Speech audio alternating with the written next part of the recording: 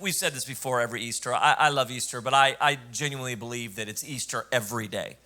I genuinely believe that every day you wake up, you should be celebrating the fact that Jesus is no longer in the grave and that he is alive and well and active in your life. That the power of God is still working in the lives of people to transform, to save, to heal, to deliver. And so for us, we celebrate that every day.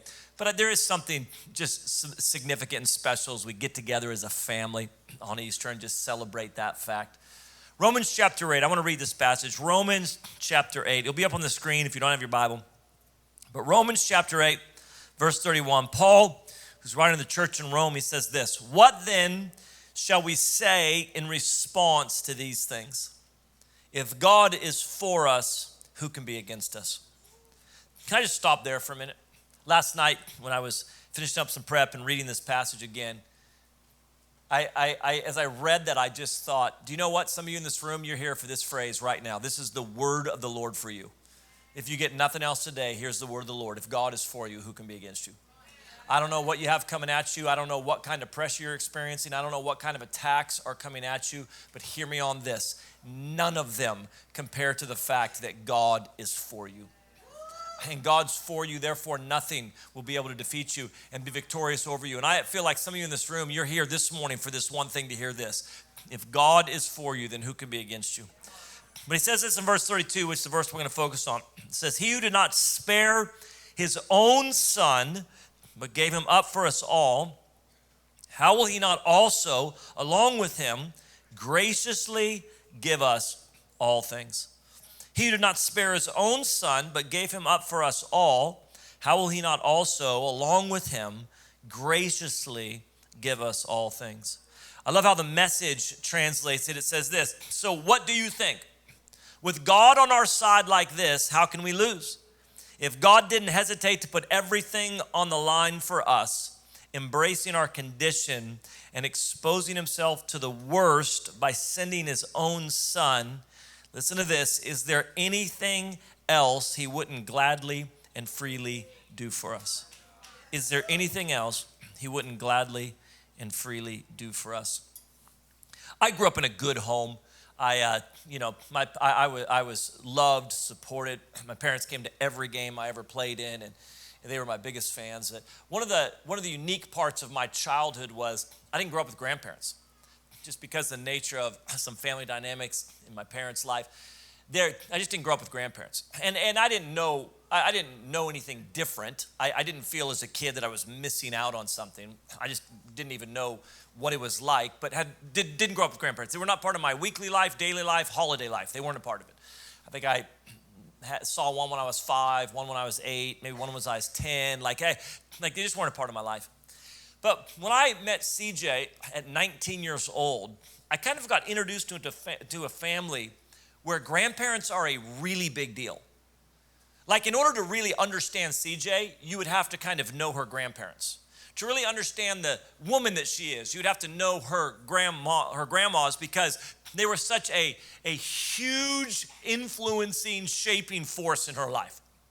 And so I didn't know much about grandparents, except for all of a sudden I'm starting to hang out at 19 years old, coming down here. They lived in Colfax, and we'd come down from Reading to Colfax, and I'd be around her grandparents, and I began to realize, I thought, I remember for really encountering grandparents and realizing, wait a second, there are people in this world that all they do is think you're amazing.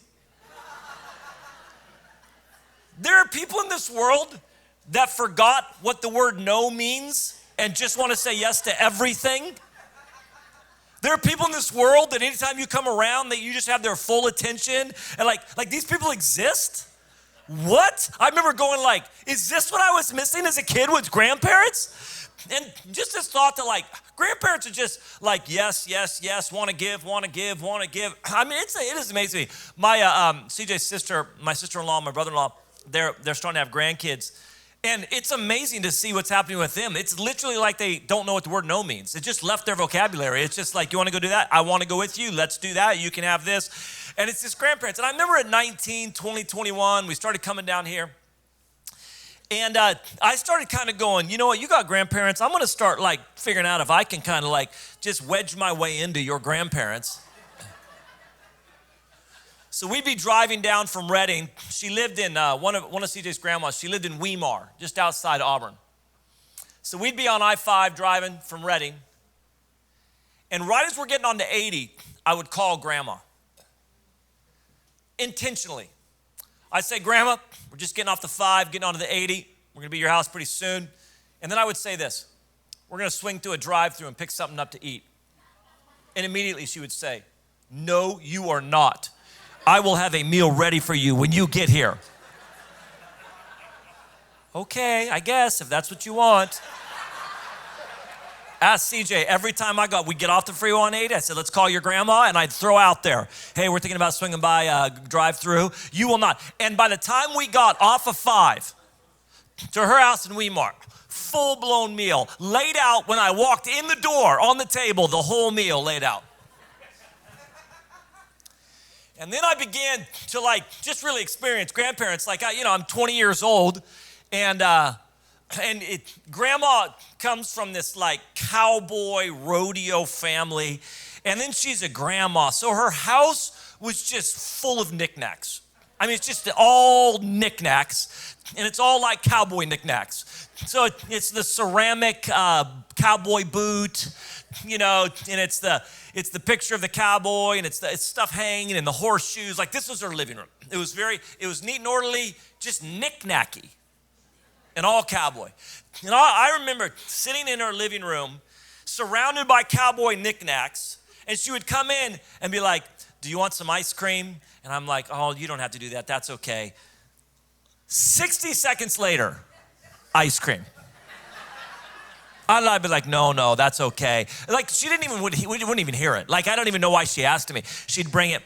And so finally, I'd be like, okay, you want a popsicle? That'd be great, Grandma. You want something to drink? Okay.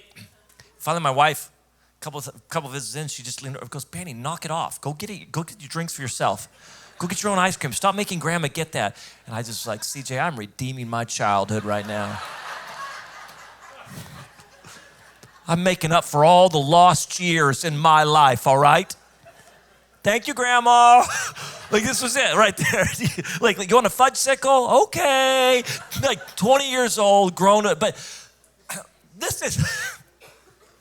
here's why I tell this story. There's something about grandparents that they're just hard as just to give. It's almost like when you get to grandparent age, this is just your job in life. It's just to give and to figure out how much more you can give and how much more you can give and how much more you can give. Paul's writing something fascinating to the church in Rome, in Romans chapter 8.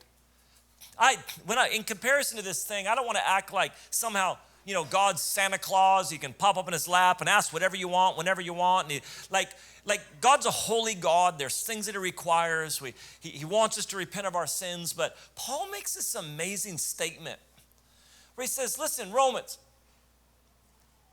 He says, if God sent his only son, if he gave him, how much more will he freely give you all things? You know what the Easter story is? If you grew up in church, the Easter story becomes something you go to on Sunday, and we know the story, and we know the flannel boards, and we know the bunnies, and all this type of stuff. But the Easter story is the story of a God who so desired a relationship with you that had been broken because of our sin. Our sin separates us from God. And God said, I don't want to be separated from you. So I am going to make a path for you to be able to reconnect with me. And so he said, I'm going to give you everything I have to make that happen. God said, I'm going to give you everything I have. And everything that God has is wrapped up in Jesus. Jesus represents the fullness and totality of who God is and what he has. And he says, I'm going to send my son to die on a cross and to come out of that grave 3 days later so that you can have a path to relationship once again with me. And Paul comes along It says, if God's going to give you his son, what makes you think he's going to hold back on everything else? What makes you think he's not going to freely give all that he has to you?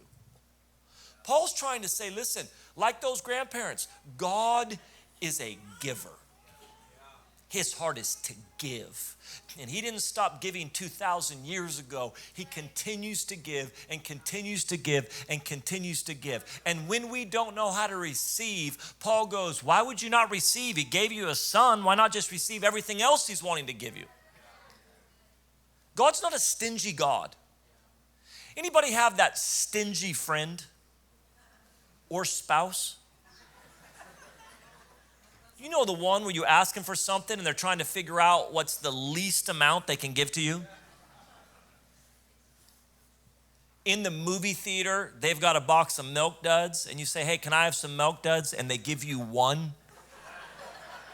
Do you know these friends or spouse? I think my wife would cut a Milk Dud in half and give it to me if she could. You know, and you're like, hey, can I have some? And it's just like, fine. And then they're just trying to figure out the smallest amount possible they break off to give you. Paul's saying God's the opposite of that. But Paul's saying, hey, whatever that stinginess thing, whatever that, God's like the opposite. God's not trying to figure out how he can give you the least. He's like, I already gave you everything. How much more will I freely give and do the things that you need? Here's why testimonies are so important. And listen, this may be your first time in church in a long time. Like I said, you may have been dragged here by your mom. You may have come because it's what you do on Easter, or maybe you've been here a long time. Maybe you've been saved for 50 years. We need to remember that Easter is that story that reveals God's heart for us to continually give. This is why testimonies are so important, because every time we hear the story of God in somebody's life, every time we hear the story of how he came and saved somebody out of drug addiction, how he came and healed that child, how he came and restored a marriage that was absolutely absolutely a wreck, that he came and healed.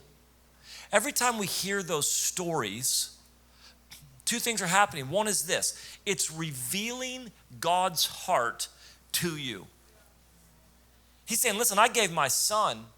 I want you to experience freedom and deliverance and restoration and healing and provision and protection, all that God desires to give to you. He says, I gave you my son. I want to give all of this to you. But the other thing it does is it shows that he'll do the same thing for you. See, this is why I'd encourage you. If you have a story of God in your life, tell it. If God has done something for you, tell it. Because every time we hear the testimony of God, every time we hear the story of God, it's like seeing a menu and what's available. I just took my daughter. If you were here last week, I was on the screen preaching from San Diego, and we flew down a day early because my daughter's going to be going to school. My 20-year-old, the one who didn't throw a fit about Easter egg hunting, she's going to be going down to school this fall. So we went down there and checked out the campus, and we're kind of getting a lay of the land around the campus. And there's this area called this kind of quad area that has different restaurants and stuff. So we said, let's go get something to eat. So we were walking by some places. But you know, if you're out just walking along the street and you see a restaurant, what you do before you go to that restaurant is you walk up and you say, hey, can I see a menu? And they give us a menu. And then me and my daughter, we kind of looked over the menu to see what was available, to see what they offered, to see what they served, and we decided, all right, that sounds good. Let's go in here. Testimonies, the stories of God that are in your life that you see on the screens, the story of God, the testimonies are what are showing people this is what's available. You want to know what God serves in his restaurant? Children being healed, marriages being restored, drug addictions being broken. And not just the big things, the small things as well. This is what God does. But here's the amazing thing. Not only does it show you what's on the menu, it reveals to you God's heart as a giver, but it reveals to you as well that if he'll do it for them, he'll do it for you. Here's the really good news God doesn't have favorites. This is really good news. Look at this. We read in Romans chapter 8, but in Romans chapter 2, Paul says this phrase. Look at this. In Romans chapter 2, verse 11, he just says this. For God does not show favoritism. In other words, every time you hear the story of God, and every time you hear a testimony, just know this. If he'll do it for them, he'll do it for me. God doesn't show favoritism. See, sometimes we think that God shows favoritism if we have our act all together. If we've got everything in order, if our life's perfect, if we're not a mess. Maybe some of you guys have the opposite story of my life. You didn't grow up in church. I grew up in church. I'm a church kid. Through and through church kid. My earliest memories are pews. I was saved at 4. I climbed up on my mom's lap at 4 years old on our old fake leather couch on Shasta View Drive and gave my life to Jesus. At 5, I got baptized and I stood on a milk crate because I was too short. I went to Christian school my entire life.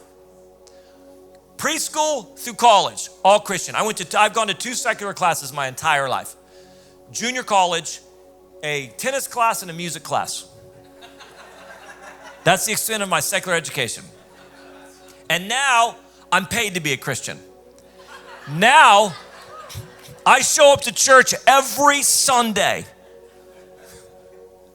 Right? I've been going to church since I can remember. Every Sunday I go to church.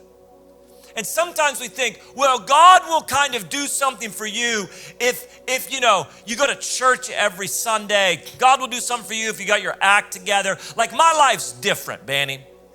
My life's a mess, or I didn't grow up in church, or I haven't done this. And I'm just telling you right now, God doesn't show favoritism. If he'll do it for them, he'll do it for you. If he will do it for them, he'll do it for you. The requirement is not that you have your life all together. The requirement is that you just come to him. That's it.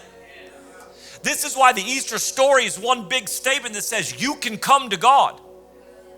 I don't know what you're facing. I don't know what situation you're in. I don't know what's daunting. I don't know what feels insurmountable. I don't know the impossible situation. I don't know the marriages that need to be healed. I don't know the bodies that need a touch from God. I don't know the addictions that need to be broken. I don't know every one of the stories in this room. I just know this. If you will come to God, he's saying, I gave you my son. I will give you everything else as well. And I will give you freedom, and I will give you redemption, and I will give you restoration. That's what he's saying. That's what Paul's trying to get to us. I think it's so important in the Easter season that we just recognize. I think sometimes we come so sheepishly to the Lord because we're just not confident in his heart as a giver. We're just not confident that if he'll do it for them, he'll do it for us. You don't have to come sheepishly to the Lord at all. You can come boldly with confidence to the Lord. Your life may be a mess. You can come confidently before the Lord. You may go to church every Sunday. You can come confidently before the Lord. I remember this is the reason why the grandparent analogy breaks down when you're talking about God is because grandparents, as much as they have a heart to give, as much as they have a heart to be with you, as much as they have a heart just to pour everything they have, they are limited. They have limited resources.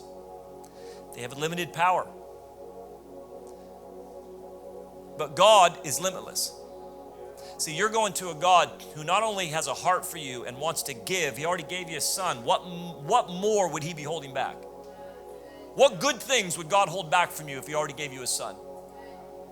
And we come to him and he just says, listen, I have endless resources and limitless power.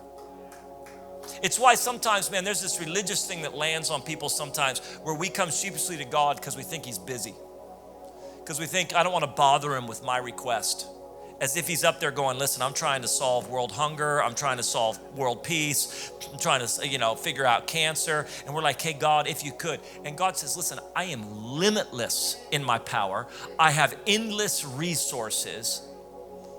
What is it that you desire? And we just come and say, God, you gave me your son. I need you to restore my marriage. I need you to heal my body. I need you to take care of my kids, whatever else it might be. I remember this is why, and I'll tell you this right now. The reason why it's important to understand that God is limitless in his resources and power is because no matter what you may be facing, the solution is Jesus. It does not matter what you're facing. The solution is Jesus, because he's the only one that's limitless. Every other solution you'll look to is limited in resource and power. God's the only one that's not. When I was in college, I took an intro to theology class, and the New Testament, an intro to New Testament theology. And this New Testament professor, he was a South African. His name was Ronald Wright. And he used to always say, the only theology is the right theology. And Ronald Wright.